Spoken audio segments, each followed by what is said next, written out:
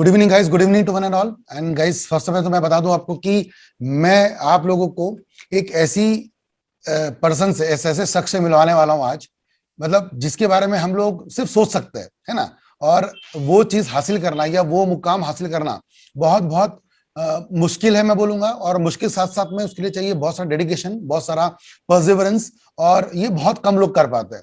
हम लोग सिर्फ ड्रीम करते हैं, लेकिन ड्रीम करना भी बहुत बड़ी चीज है, क्योंकि if you dream then you will achieve it. So I will not waste much of time, and first of all I will request and I will welcome Manya Shrivastava. Manya, बहुत बहुत स्वागत है आपका। Thank you so much sir. चलिए, मैं बता दूं आपको कि मान्या के बारे में मैं इतना तारीफ क्यों कर रहा हूँ। I am very much sure, सबको पता होगा कि हमारे रिजल्ट्स अभी आए थे 13 अक्टूबर को, और उसमें रिजल्ट्स आते हैं फाउंडेशन एग्जीक्यूटिव प्रोफेशनल के। और हम लोग कोशिश करते हैं कि यार कहीं ना कहीं सीएस में ना हम पास हो जाए, है ना। मतलब एवरीवन स्ट्राइव कि हम पास हो जाए, हमारे 40 मार्क्स 50 मार्क्स आ जाए, and we clear executive, because वैसे ही तो 5-10% बच्चे पास होते हैं। उसमें भी कुछ ऐसे लोग होते हैं जो कि डिस्टिंक्शन लाते हैं, और उसमें भी पता ना, सुपर से भी ऊपर टाइप के कुछ ऐसे लोग होते हैं जो ऑल इंडिया रैंक ले आते हैं।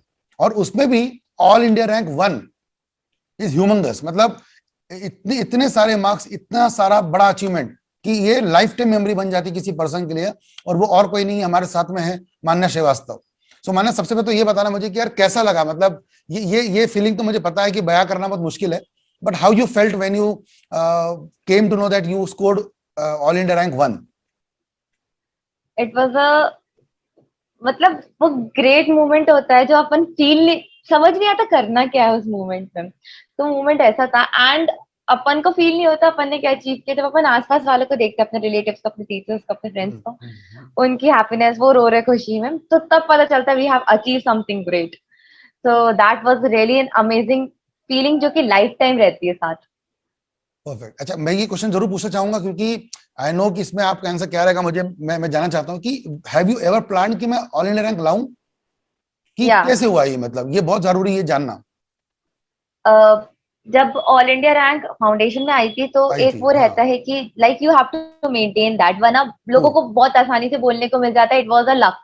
हाँ, मतलब फाउंडेशन में तो दैट इज फ्लूक से हो व्हाई गया था, ऐसा लगता है लोगों को। सही बात है। Exactly it was an MCQ, तो इसलिए वो लक से हो गया। तो आई हम्म। वाज श्योर कि मुझे लानी ही है इसमें। तो प्रिपरेशन हाँ। फिर उसी दिन से शुरू हो जाती है कि जब आपने माइंडसेट बना लिया that you have to score AIR.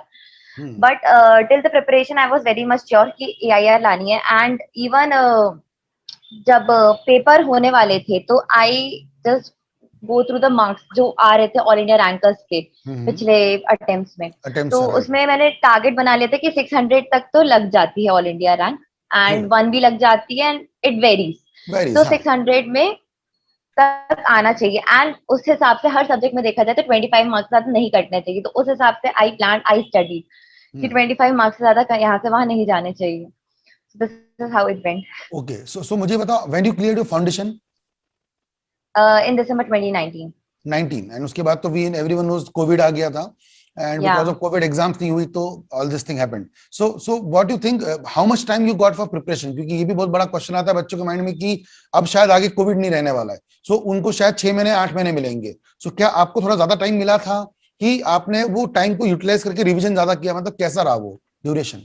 Basically मिला तो मुझे 1.5 ईयर्स था, बट हाँ। वो 0.5 जो है, मतलब 6 मंथ्स है, वो पूरा कोविड में ट्रू। अंडरस्टैंडिंग में निकल गया कि कैसे क्या मैनेज करना चाहिए। पढ़ाई शुरू नहीं हुई थी, तो it was basically about 1 year only. And अगर सीरियसली पढ़ाई मैंने शुरू की तो वो दिसंबर से शुरू की थी, नवंबर 2020? दिसंबर से। अच्छा। या 2020। Okay, so okay. हो जाता है बेसिकली मतलब 7 दिसंबर से 8। लेके यू कैन से अगस्त, मतलब आपके पास टोटल एट या नाइन मंथ्स थे, और वही वो एक ऑर्गेनिक मंथ्स मिलते हैं बाकी वाले बच्चों को भी, कि आज भी अगर कोई बच्चा एग्जैक्टली। एग्जीक्यूटिव या फाउंडेशन पास होता है तो उसका अगला एग्जाम जून में आएगा, तो ही विल गेट 8-9 मंथ्स। तो that is a handsome period to score for AIR. ऐसा किसी के पास रीजन ना हो कि सर हमारे पास टाइम कम है ज्यादा, ऐसा कुछ दिक्कत नहीं है। 8-9 मंथ्स आई गेस बहुत होते हैं ना। यस अच्छा, sir. AIR is not a cake walk, everyone knows. So या कोई स्ट्रगल्स आपकी लाइफ में, कोई तकलीफ आपको पेश आई? ये सब बहुत सारी, मतलब हेल्थ इश्यूज बहुत रहे हैं मुझे। तो बेसिकली दिसंबर 2020 में भी देने का था, but as I told you कि मेन स्टडी मेरी नवंबर से ही शुरू हुई थी, because I can not make out कि कब से क्या करना है, कैसे कहाँ से करना है। तो बहुत सारी सेल्फ की थी मैंने स्टडी। तो उसके कारण एक तो हेल्थ इश्यू आया था नवंबर में मुझे। तो राइट। दिसंबर टाइम फिर मैंने मतलब लोग कहते हैं कि ट्राई मार के देख लेते हैं, मैंने वो ट्राई भी नहीं मारा। नहीं नहीं, true. And there is nothing as such called try in our नहीं, बिल्कुल professional true exam. True true. वो तो एक डिमोटिवेशन की तरह ही आता है, फिर ट्राई हम्म मार के देख लेते हैं। हम्म एंड जब एग्जाम्स हो रहे थे मेरे, हम्म। बेसिकली जब 10 तारीख से शुरू होने वाले थे, 8 तारीख से मेरी हेल्थ कंडीशन डिटेरिएट होना शुरू हो गई थी, and it went worst till okay. My companies law paper. Company law paper के बाद I came home and I was about to quit, कि इससे आगे नहीं हो पाएगा, and I'm not in the condition to write the papers even. But because of my mom and my family and my friends, they motivated me कि इतना कर लिया है, अब थोड़ा सा और बचा है, and you just do it, don't quit even. तो उनके कहने पर I gave the rest of my papers. तो उस कंडीशन में पेपर देना बहुत एक बड़ा चैलेंज था मेरे लिए, बहुत बड़ा। नहीं नहीं, बट मतलब ये तो हेड्स ऑफ है, मतलब जो आपने कहा, मतलब ये सच में मुझे भी गूज़बम्स आ रहे हैं कि इतना सब की होने के बाद अगर आप पेपर दे रहे हो और अगर आप AR1 ला रहे हो, तो अगर सब कुछ ठीक है तो पता नहीं आप क्या करते, मतलब और शायद 2 बच्चों के जो मार्क्स आते थे वो भी आप ला लेते, ऐसा हो जाता शायद। बट नेवरदलेस, अच्छा, मैं आई डोंट वांट कि मैं आपको तकलीफ इस बात का दूं, लेकिन खैर ये शायद सबको पता है, पेपर में भी आया हुआ है, और you recently spoke about your health issue, so I wanted to talk something about that, because I don't want to उस पॉइंट का गलत उपयोग नहीं करना है, बट ये बताना है मुझे लोगों को कि उनकी लाइफ में इतनी कोई तकलीफ नहीं होती जितनी कि आपकी लाइफ में तकलीफ है, मतलब ये बताना है कि इसके बाद, तो मैं चाहता हूं कि आप एक बार थोड़ा उस पर थोड़ा सा ब्रीफ करेंगे कि what problem you are facing, and उसकी वजह से क्या दिक्कतें आती है, और बाकी लोग तो सच बताओ तो बिल्कुल बिल्कुल ब्लेस्ड है कि उनके साथ ऐसा कोई दिक्कत नहीं है, तो प्लीज एक दे बार बताइए। Are indeed sir. मेरी शुगर लेवल 500 रीच हो गई थी from like 8th of August, and okay. 10th से पेपर थे। And when I used to go to give my papers, तो मैं मॉम मेरी चेक करती थी शुगर लेवल, तो इट यूज्ड टू बी 500। तो 500 में पेपर लिखना, जब हॉस्पिटलाइज होना चाहिए, 300 में लोग हॉस्पिटलाइज हो जाते हैं, they are not even in the condition to speak और टू इवन सिट, राइट। और 500 में I was suppose to give my papers. तो वो बहुत लगता था कि एक how people blessed are, but they are not realising this thing. काश वो एक एस्पेक्ट आता था कभी कभी, काश वाला, कि काश ये लोग रियलाइज करे कि how blessed they are, because not everyone is getting that opportunity that they are having. True तो ट्रू। वो एक चीज रहती है। बट माने आप जो बोल रहे हो तो एग्जाम का बता रहे हो, लेकिन आई गेस ये जो आपको टाइप 1 डायबिटिक आपने जो बताया, क्योंकि मैं या जानता हूँ पहले से भी इसके बारे में, तो ये शायद आपको बहुत समय से परसिस्ट कर रहा है। या 14 years होगा मुझे, 14 एंड ईयर आई से नीड टू परसिस्ट कर टेक रहा है। Insulin 4 times a day। 4 time I need to inject myself every day. तो मुझे मालूम है ये थोड़ा दुख लगता है बात करने में, क्योंकि ये कोई बहुत प्राउड वाली बात नहीं बात करने में, लेकिन मुझे सिर्फ इसलिए क्योंकि मुझे लगता है मान्या भी इस बात को अप्रिशिएट करेगी कि ठीक है, इस बात को अगर लोग समझ पाए कि यार अगर कोई बंदा 14 ईयर से टाइप 1 डायबिटिक है, अगर कोई बंदा डेली 4 इंसुलिन लेकर के अपने डेली रूटीन को, एक्टिविटी को इंप्लीमेंट करता है, अंजाम देता है, और वो भी विथ गुड रिजल्ट्स, तो मतलब आई गेस बाकी लोग तो सच में, मतलब कोई उनके पास रीजन ही नहीं है। रीजन क्या दिखते थे मुझे कि सर कोविड चल रहा है हमारे घर में, हम कहीं ट्रैवल नहीं कर सकते, हम ऐसा नहीं, मतलब बहुत सारे बच्चों ने कुछ कुछ कारण बताए। आई नो कि वो कारण हो सकते हैं जेन्युइन, बट फिर भी हमें वो प्रॉब्लम से ज्यादा हमको देखना है कि इसका सॉल्यूशन कैसा हो। सो डेफिनेटली यस आपने सर। उसको ओवरकम किया, और ऐसा नहीं कि फ्लूक से, जैसे आपने कहा कि बस फाउंडेशन में आ गया तो कोई लोग बोलेंगे कि तुक्का था, बट फाउंडेशन में, और एवरीवन फाउंडेशन तो ठीक है, चलो 60-70 बच्चे परसेंट पास हो जाते हैं, बट एग्जीक्यूटिव में यू हैव प्रूव्ड एवरीवन कि dedication, perseverance, share excellence matter करता है, और आपने जो भी पढ़ाई की, मतलब उसके लिए सच में कुडोस टू यू। बहुत बहुत बहुत अच्छा लगा कि आपने इतना अच्छा मार्क्स लाया, और मतलब you have set up benchmark, और यू कैन से स्टैंडर्ड कि लोग उसको फॉलो कर पाए, उसके आसपास ही पहुंच पाए, तो मुझे लगता है बहुत बड़ी बात है। अब मुझे बताओ थैंक कि यू सर। जर्नी में आपने जो पढ़ाई करी, तो उसमें अब ऑब्वियसली मुझे पता है आपका आंसर तो यही रहेगा कि रेक्टिफिकेशन या कंसेप्चुअल नॉलेज, तो कौन सा ज्यादा इंपॉर्टेंट है, क्योंकि बच्चों को आज भी लगता है कि सर हमारे पास पतली सी 50 पेज की नोट्स दे दे तो हम पढ़ लेंगे उससे। आज भी बच्चे मुझे ये बोलते हैं कि सर आप एग्जाम को 1 महीना बाद बचाए, एक रिवीजन बैच ले लो सर, बस हम पास हो जाएंगे। सो डू यू थिंक ऐसा सच में होता है ना? मतलब आई नो नो सर, सबको ऐसा पता है, बिल्कुल नहीं लेकिन होता। आई वांट यू, क्योंकि हम जब बात करते हैं तो उनको लगता है सर आपको क्या लगता है बोलने में, but it should come from you only. Sir ऐसा बिल्कुल नहीं होता, कंसेप्चुअल पढ़ना पड़ता है पहले। पहली जो होती है वो रीडिंग आपकी खुद की तरफ से एफर्ट्स होने चाहिए, कि आप क्या समझ रहे हो रीड करके, because you are in the professional exam, आपको यहाँ स्पून फीडिंग नहीं करने वाला है। फर्स्ट चीज तो हो जाती है। सेकंड चीज होता है कंसेप्चुअल नॉलेज लेके जाओगे तो एग्जाम में you will be able to understand the question, क्योंकि क्वेश्चन ही समझ नहीं आते बहुत बार। ट्रू। तो कंसेप्चुअल नॉलेज बहुत इंपॉर्टेंट हो जाता है। फिर रट्टाफिकेशन तो वो आप जब रिवाइज करते हैं तो वो अपना मेमोराइज होता है। मेमोराइज हो लाइक जाता है, practice right. Makes the man perfect. तो एक This is होता है how वो it याद goes. मगअप करना एक अलग चीज होती है, लेकिन एक बार कंसेप्ट के बाद Yeah. वो जो लिंक लगती है वो रट्टा अलग चीज होती है, और वो बाय Yes, डिफॉल्ट sir. होती है उसको जैसे हम बोलते हैं ना कि कोई मूवी का गाना आता है तो गाने की लिरिक्स कभी हम लोग रट्टा थोड़ी मारते हैं, वो तो इस पे इंटरेस्ट होता है तो गाने की लिरिक्स याद हो जाता है। बस वही वाली बात है, Yes, अगर sir. आप प्यार करोगे उस सब्जेक्ट से, उस कंटेंट से, कंसेप्चुअल नॉलेज से, तो मुझे लगता है फिर वही जो आपने कहा सेकंड रीडिंग में, थर्ड रीडिंग में अपने आप वो याद आने लग जाता है। तो अभी मुझे बताओ पढ़ाई कैसे, मतलब आपने जैसे बताया था कि आप दिसंबर से पढ़ाई शुरू की थी अगस्त तक के, तो कितने रिवीजन हो गए होंगे, क्योंकि AIR 1 तो आई गेस एक दो पढ़ाई से तो होता नहीं है, तो कितने रिवीजन आपने कर लिए होंगे? सर मेरे कांस्टेंट रिवीजन चलते थे ऑन वीकली बेसिस, ओके। मतलब फिक्स थे डेट्स की, मतलब वीक्स कि मतलब इस वीक में ये वाला रिवीजन करना है इस वाले सब्जेक्ट का, तो वो कांस्टेंट रिवीजन तो चल ही रहा था। फिर जब पूरा कोर्स खत्म हो गया तो लास्ट के 2 महीने में जो टाइम एक्सटेंडेड मिला तो उसमें मेरे 4-5 रिवीजन हो गए।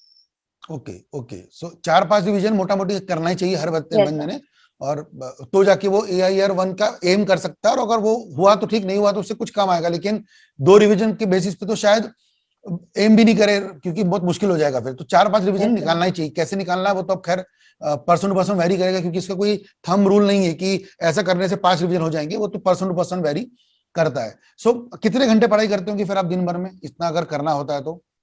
सर वो वेरी किया है, like day to day, okay. कि कभी मिनिमम 9 घंटे का सेट किया था टारगेट, मिनिमम हम्म। 9 घंटे, बाकी मैक्सिमम जितनी कैपेसिटी चली जाए। अच्छा, मतलब ये बात तो श्योर थी कि आपने दिन के 8-9 घंटे तो पढ़ाई करी ही करी है, यस मतलब सर, इन वो एनी फिक्स वर्स्ट था। Case also, yes sir. मतलब पढ़ते ही है। एक आध दिन तो खैर होता ही है, छुट्टी यस फेस्टिवल वगैरह सब सर। तो ठीक है, अलग बात है, बट ओवरऑल आपने 95% मेक श्योर किया कि वो 9 to 10 आवर्स की पढ़ाई आप डेली करें। Yes sir. तो इससे मुझे लगता है ये निकल के आता है कि वी शुड बी कंसिस्टेंट, मतलब ऐसा नहीं कि एक दिन 5 घंटे पढ़ रहे और एक दिन 15 घंटे पढ़ रहे तो कवर अप हो जाए, इससे नहीं होगा। आई गेस कंसिस्टेंसी बहुत ज्यादा इंपॉर्टेंट है, कि भले कोई बच्चा ऐसा होगा जो बोलता है सर मैं 9 घंटे नहीं पढ़ सकता, आप 6 भी करो, मतलब कुछ लोग जॉब वाले यस भी मेरे सर। पास, मेरे स्टूडेंट कई सारे जो जॉब करते हैं, कई सारे हाउस वाइफ्स है, तो उनका कहना है सर हम नहीं कर सकते 10 घंटा, मैं तो बोलता हूँ चलो 6 करो, बट वो 6 फिर ऐसा नहीं कि आज का 6 और कल का 12। I guess it should be yes sir. Consistent daily. हाँ, यस यस। अच्छा, मैं आपके इंस्टाग्राम पे भी हम लोग फॉलो करते हैं एक दूसरे को, तो मैं आपको देखता हूँ तो आप शायद बहुत सारी एक्टिविटी भी करते हो, आई गेस आपका कुछ वेंचर वगैरह भी है ना? Yes sir. हाँ, मतलब ये पर्पस था क्वेश्चन पूछने का कि लोग कहते सर कि हम इंस्टाग्राम और व्हाट्सएप वगैरह अनइंस्टॉल कर लेते एग्जाम के 2 महीने पहले, है ना? सो मुझे ये सिर्फ मतलब ये I wanted to just portray कि आपने किया था ऐसा कुछ, व्हाट्सएप इंस्टाग्राम वगैरह बंद वगैरह? नहीं सर, कुछ बन नहीं था, मेरा नहीं किया सब था। चालू था। इनफैक्ट आपने जो अपनी एक्टिविटीज थी, क्योंकि मैं तो आपको फॉलो कर रहा हूँ, तो आप अपने एक्टिविटीज जो अदर देन एकेडमिक से वो भी कर रहे हो, यस सर। है ना? यस, मतलब मैं इसलिए सब बोलना चाहता था क्योंकि लोग शायद ये समझते हैं कि व्हाट्सएप बंद करने से उनका माइंड पढ़ाई पे लग जाएगा, बट अगर आपका माइंड ही चंचल है और आपके दिमाग में यही चल रहा है कि अब सूर्यवंशी आने वाली है और वो हिट होगी कि नहीं होगी, अब यही चलने वाला है, तो इसमें व्हाट्सएप और फेसबुक की गलती कहाँ है? तो एग्जैक्टली। उल्टा उल्टा WhatsApp can be use for a good source of knowledge, मतलब उसको आप ले सकते हो, वो तो खैर माइंडसेट का प्रॉब्लम है। बट मैंने बहुत लोगों को सुना है कि यार व्हाट्सएप बंद कर दो 2 महीने के लिए, फेसबुक बंद कर दो, but I have followed you कि आप तो अपने कुछ वेंचर में भी एक्टिव इन्वॉल्व होते थे, यस अपने सर। काम करते थे, व्हाट्सएप चल रहा है, और मैंने पता नहीं मैंने कितने ऑनलाइन से बात की अब तक के, सब कहते सर कि हमारा व्हाट्सएप इंस्टाग्राम सब चलता था। तो मुझे समझ में आता है ये लोग कौन है जो सोचते हैं कि यार इससे हो जाएगा, जबकि मेरा ये मानना है कि माइंड में अगर आपको कुछ वो चल रहा है कि ऐसा होगा, सर वो क्या हो इनफैक्ट रहा होगा। यस। कोविड-19 में और जिसकी लॉकडाउन लगा था उसमें व्हाट्सएप एंड इंस्टाग्राम ज्यादा हेल्पफुल रहा है, बिकॉज ऑफ डाउट क्लियर कहाँ होंगे, कहाँ कहाँ होंगे? कांटेक्ट करेंगे लोगों से, कहाँ मतलब इंटरेक्शन होगा, because there is no one, कोई फिजिकल क्लास नहीं हो रही जिससे पूछा जाए जाके डायरेक्टली, ट्रू, बिल्कुल। तो अच्छा, वही आप, एक सोर्स था। हाँ वही तो मैं कह रहा हूँ, तो नहीं वो तो खैर अब ड्यूरेशन भी हो गया, और मैं तो कहता हूँ एग्जाम के भी पहले, जैसे you have exam from 10th अगस्त, सो उसके भी पहले 15 डेज पहले बंद करना, आई गेस कोई मतलब नहीं रिलेवेंस हो, अपने मन में कंट्रोल अगर रहेगा तो आप अपना नेट ऑफ कर सकते हो उसके अंदर में, जब जरूरत पड़े किसी से बात करके नॉलेज ले लिया, कुछ डाउट्स पूछ ली किसी से और फिर बंद कर दिया। तो I guess it's a medium. अभी यूट्यूब, यूट्यूब एक अच्छा मीडियम है जहाँ पे हम और आप इंटरेक्ट कर रहे हैं, बच्चे नॉलेज ले सकते हैं, और वही नीचे में किसी कपिल शर्मा का वीडियो भी आ रहा होगा बच्चे को, या कोई और वीडियो आ रहा होगा जिसपे कि बच्चा टाइम पास भी कर सकता है, तो वो तो क्या करना है बच्चे ने, वो तो उसको डिसाइड करना होता है ना? Yes anyways, sir. सो ये एक बहुत अच्छी बात आपने बताई कि मुझे लगता है कि ये जरूरी निकल के आता है। अच्छा, अब मार्क्स कैसे है आपको? ऑब्वियसली मतलब इतने मार्क्स से तो शायद सब में डिस्टिंक्शन होगा। यस सर, सब में 70 अबव ही है ऑलमोस्ट। अब भी है, राइट राइट। तो अब जैसे मैं जानता हूँ आप भोपाल से बिलोंग करते हैं, Bhopal comes through you can say Tier 2 Tier 3 city में आता है, या हालांकि it's the capital of MP, but फिर भी वो एडवांटेज वाइज या सब वाइज छोटे शहरों यस में सर। आता है। तो क्या छोटे शहरों से पास करना एक चैलेंज होता है, मतलब क्या दिक्कत आपको लगती है, क्योंकि यहाँ पे बहुत सारे ऑडियंस वापस से दिल्ली मुंबई वाले नहीं है, कई लोग और छोटे गांव से भी बिलोंग करते होंगे, तो कैसे लगता है आपको भोपाल से बिलोंग करते हुए वहां पे जहाँ पे ज्यादा सुविधा नहीं है, क्योंकि मैं खुद जानता हूँ, मेरे नागपुर से बहुत पास पड़ता है, मेरा वहां पे आना जाना रहता है, तो आई नो कि भोपाल में ना ज्यादा कोचिंग क्लासेस है ना ज्यादा एकेडमिक चीजें है बहुत करो, तो वहां पे कैसा आपको फिर सपोर्ट रहा या एनवायरमेंट कैसा रहा पढ़ाई का? तो एनवायरमेंट तो बेसिकली अगर लॉकडाउन में बोला जाए तो वो पूरा घर का ही था ऐसे। हम्म। और हम्म। ऑनलाइन प्लेटफॉर्म के बाद एज सच कुछ डिस्टेंस नहीं लगा कि कुछ गैप आ रहा हो अपॉर्चुनिटीज में या किसी चीज में, because everything was available online and is हाँ। Available online. True true. तो वो पूरा माहौल घर का ही था, बेसिकली घर का माहौल बनाना था पढ़ने मतलब का। सिंपल भाषा में आप घर पे रहते थे और अपना वही ऑनलाइन के जो या एडवांटेजेस थे वो लेकर वीडियो लेक्चर्स देख लिए फैकल्टियों के, या फिर यस। आपने नोट्स ले लिया और वैसे ही पढ़ पढ़ के आपने कर लिया। Very good very good. अच्छा, अब कितना भी पढ़ाई कर लो, मुझे लगता है कि टेस्ट सीरीज या टेस्ट पेपर देना तो मस्ट है, तो वो भी आपने कुछ दिया था कि बस पढ़ाई के भरोसे पे आप एग्जाम देने चले गए थे? नो सर, सबसे ज्यादा जितने भी सीनियर से पूछा था सबने यही कहा था कि राइटिंग में ही जाते हैं हमेशा, because you never know how you have to present the answers. अपन ने आज तक ट्रू। किए नहीं है, फाउंडेशन में भी इट वाज ऑफ एमसीक्यू, तो वी नेवर नो कि उन्हें क्या चाहिए आईसीएसई वालों को। सो हाँ। I joined a test series and all and I practice on it on the daily basis. मैंने 40-50 टेस्ट दिए थे before my examination and then क्या आई बात वेंट है। To it for it. और वो चेक वाले थे कि विदाउट चेक वाले भी थे? चेक वाले थे एंड विदाउट चेक भी मैंने खुद से दिए थे, कि सेल्फ चेक वाले जो थे। हाँ, मतलब मेरा ये जानना था, बस पर्पस ये मेरा था कि बच्चों को ये है कि बस पेपर देने हैं, वो चेक ना भी हो चलेगा, बट आप वो एक टाइमर लगा के ये करो कि एक पेपर यस 100 मार्क सर। का है तो वो 3 आवर्स पे होना चाहिए, 3 आवर्स में भी नहीं, 2.5 आवर में होना चाहिए, सो यस दैट सर। आप, ये मेन मोटो है। भले ही कोई चेक नहीं कर रहा हो, that's okay, but it will help you to have a time management, क्योंकि पेपर में पेन चलता नहीं है। लोग यस बोलते हैं सर आप सर। हमसे ओरली पूछ लो, जो पूछना है हम बोल देंगे, बट लिखना नहीं आता। तो मैं सबको हमेशा बोलता हूँ कि पेपर लिखो, भले ही टेस्ट सीरीज ज्वाइन करो, नहीं तो पुराने पेपर पढ़े यस आईसीएसआई के सर। वेबसाइट पर डाउनलोड करो, एक टाइमर लगाओ और बस पेपर 3 घंटे में दे के देखो कि कितना आप लिख पा रहे हो। तो मुझे लगता है पेपर लिखना बहुत जरूरी है, चेक हो तो अच्छी बात है, कोई चेक करके दे तो, ना दे तो भी कोई दिक्कत की बात नहीं है, बट पेन चलना चाहिए, ये मेरे को बहुत जरूरी लगता है। Yes sir. अच्छा, अब ये तो आपने बता दिया टेस्ट सीरीज के बारे में भी आखिरी में, अब मुझे बताओ कुछ कोर्सेज आप कर रहे हो अपार्ट फ्रॉम सीएस, कि सिर्फ सीएस कर रहे हो? B com sir. बीकॉम कर अभी रहे तो हो, बी और ये कॉम भी है। इसके भी एग्जाम साथ साथ में होती रहती है मतलब? Yes sir. तो वो भी क्वेश्चन, क्योंकि ये भी पर्पस जानना था बच्चों के बिहाफ में कि 2-3 कोर्स करने से क्या ऑब्स्टिकल आते हैं क्या, तो वो एक इस पर नो आप कुछ सर, बोलना बी चाहेंगे? कॉम है हाँ। क्योंकि हाँ, तो बीकॉम एंड है तो already major we are subjects तो, डूइंग हाँ मेजर सब्जेक्ट तो प्रोफेशनल सीएस में आ कोर्स, जाते तो हैं। हम्म। यस सर, तो वो अपने आप ही आंसर आ जाते हैं बी कॉम के तो। हाँ वही मतलब, क्योंकि वहां पे अकाउंट्स होगा, वही कॉस्टिंग होगा, वही इकोनॉमिक्स होगा, जो यस कि आप सर। वहीं यहाँ पढ़ रहे हो, तो वो लिंक लग जाती है। अब सबसे बड़ा क्वेश्चन जो बच्चे डिमांड कर रहे थे कि पेपर में गैप आना चाहिए, है ना? और मैं अपने जमाने में भी मैंने 8 पेपर 9 पेपर साथ में दिए थे, आपको भले गैप तो था, लेकिन जब आपने बहुत ग्रुप दिए तो गैप की वैल्यू खत्म हो जाती है, क्योंकि यस एक दिन सर। ग्रुप 1 एक दिन ग्रुप 2 फिर ग्रुप 1, तो वैसे भी गैप, तो गैप नहीं रहने के बाद भी ऑल इंडिया रैंक लाने की जो स्ट्रेटेजी थी वो बताइए, क्योंकि ये सबसे बड़ा प्रॉब्लम है बच्चों को कि दे एक्सपेक्ट कि सर हमको गैप मिल जाए तो हम आराम से पढ़ लेंगे। आपको क्या लगता है, गैप मिलने से बच्चा और रिलैक्स हो जाएगा कि गैप मिलने से फायदा होगा? What you think? Sir gap तो मिलना चाहिए, बेसिकली मेरा हाँ। भी सजेशन है। राइट। क्योंकि जैसे कि मुझे हेल्थ इश्यूज हैं तो उनके लिए बहुत हाँ, ज्यादा डिफिकल्ट हो जाता है because of tiredness and all. I तो ये अंडरस्टैंड। गैप मिलना चाहिए थोड़ा सा। बट अगर नहीं मिलता है तो, अगर मिल भी जाता है नहीं भी मिलता है तो लास्ट डे में अपन कुछ नहीं कर सकते, अपन बस देख के जा ही सकते हैं, भले वो गैप मिले नहीं मिले डजेंट मैटर। वो आपकी एग्जाम में जो आंसर्स आएंगे वो आपके पुराने 1 साल आपने क्या पढ़ा, 6 महीने क्या पढ़ा, उस पर डिपेंड करते हैं। ट्रू उस पर ट्रू। डिपेंड नहीं करते आपने 15 दिन पहले क्या पढ़ा या एक दिन पहले आप क्या देख के आ रहे हैं। एग्जैक्टली तो एग्जैक्टली। वही रहता है। तो वही तो मतलब उसके लिए फिर आपने कुछ शॉर्ट नोट्स बना के रखे थे पहले से, क्योंकि आपको ये पता है यस कि सर। मेरे पास 15 आवर्स मिलने वाले मोटा मोटी, क्योंकि पेपर 3 घंटे का है, आना जाना वो सब करते करते we left with 15 hours at yes all. Sir. 15 hours में कैसे कोई सब्जेक्ट को कंप्लीट करना है, तो उसके लिए स्ट्रेटेजी पहले ही बन जाती होगी डेफिनेटली। Yes sir. तो वो पहले आपने से मार्क बना के करा था रखी थी नोट्स शॉर्ट नोट। में, तो अपने नोट्स में मार्क करा था कि आपने कुछ अलग से शॉर्ट नोट बनाया था? व्हाट यू से sir on short this? Notes बनाए थे मैंने खुद। कुछ सब्जेक्ट के शॉर्ट नोट्स से, कुछ सब्जेक्ट में मॉड्यूल में मार्क किया था कि ये देख के जाना है, बिकॉज देख के जाना ये है। याद नहीं आएगा। वो जब अपन लास्ट रिवीजन करते तो पता चल जाता है ये याद नहीं आने वाला अपन को एग्जाम टाइम, तो वो मार्क कर लिया था। Okay okay, perfect perfect. तो आई गेस, तो मुझे लगता है मैंने तो 14-15 क्वेश्चन पूछ लिया on behalf of students, but thanks to you that आपने इतना सारा गाइड किया। आप आपकी तरफ से आप कुछ बोलना चाहेंगे आखिरी 2 वर्ड्स बच्चों को कि what what they should do, एक जनरल गाइडेंस, क्योंकि आप सीनियर है बाकी लोगों के लिए, and your footmarks definitely will be followed by all the people. So whatever you want to say to people.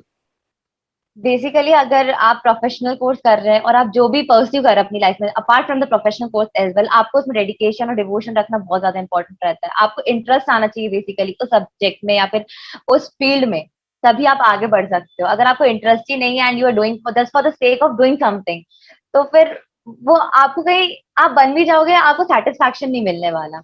And जो अभी पढ़ रहे हैं एंड जो अभी देने वाले एग्जाम, उनके लिए यही है कि कंसिस्टेंसी रखना एंड सेल्फ बिलीफ रखना and don't quit as I was about to, but you don't quit and don't even think of it because you can do it surely if you believe in yourself. True, really nice words and definitely मुझे लगता है ये सब बच्चे follow करेंगे। और हम लोग अभी कुछ दिनों पहले मिले हुए थे अहमदाबाद में।